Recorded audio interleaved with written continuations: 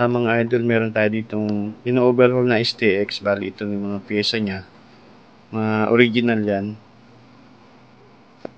Bali maiksi na lang pala itong video mga idol, kasi nawawala na yung ibang mga bidyong kuha niya. Siguro nakasama sa pag-race ko. Ito nga pala yung dalawang o-ring dito sa balancer. Dito yung nakalagay. Yan sa taas saka sa baba. Hanggat maaari, original dapat mailagay natin pag sa loob ng makina. Para isang gawaan lang. Para walang backyard. Tapos itong mga bearing. Yan. Mga oil seal. Tapos itong bagong counter shaft. Kasi itong dati niya baluktot. Kaya pag tumatakbo maingay siya. Dito banda sa dulo baluktot na yan. Sayang wala yung unang video nung nakabit pa to sa crankcase niya. Bali ito na yung makina. Nalinis ko na yan pati ito. Lahat nalinis ko. Para pagbalik natin maganda ulit. Naikabit ko na to. Bali ito nga palang balancer. Ayan, may timing mark yan. Dapat magpatapat lagi yan. Tapos transmission okay na. Tapos yung push rod, huwag niyong kakalimutan. Tapos ikakabit na natin tong shifting fork. Yung letter L, dito yung banda sa kaliwa, sa baba. Tapos ito namang may arc. Sa right yan, nasa taas naman siya.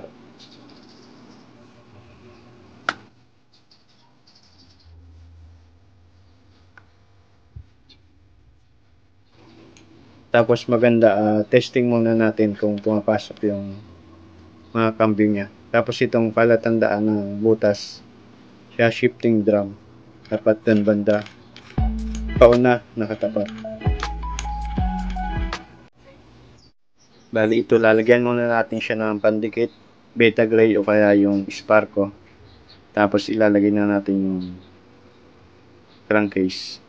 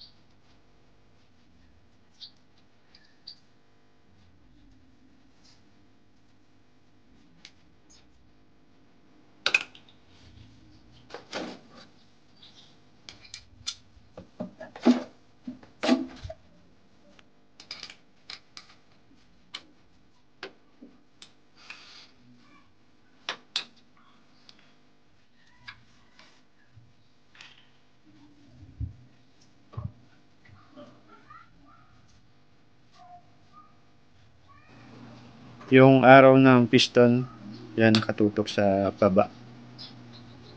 Ibig sabihin naka ano yan, exhaust. At ilalagay muna natin yung block.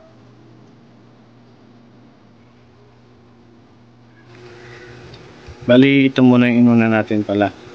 Kinabit natin yung housing, clutch lining, saka hinigpitan natin itong mga tornilyo. Tapos, ilalagay natin dito yung bulitas. May maliit na bulitas yan.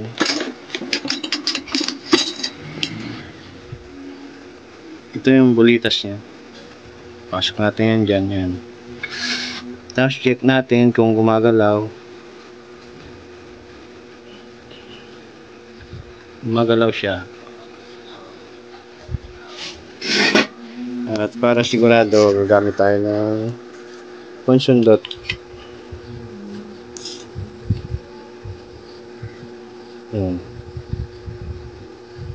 Gumagalaw siya. Tapos ilalagay na natin to. Tapos yung mga clutch spring. Tapos ilalagay na natin yung cover para mabilis tayo. Itong strainer kailangan laging malinis din bago natin ilagay yung cover nya. Mga idol, ito na buo na. Ilagay na natin pati itong block saka head. Tapos dito na lang yung ilalagay natin, pero sasampa na lang muna natin to dun sa motor para hindi masyadong mabigat.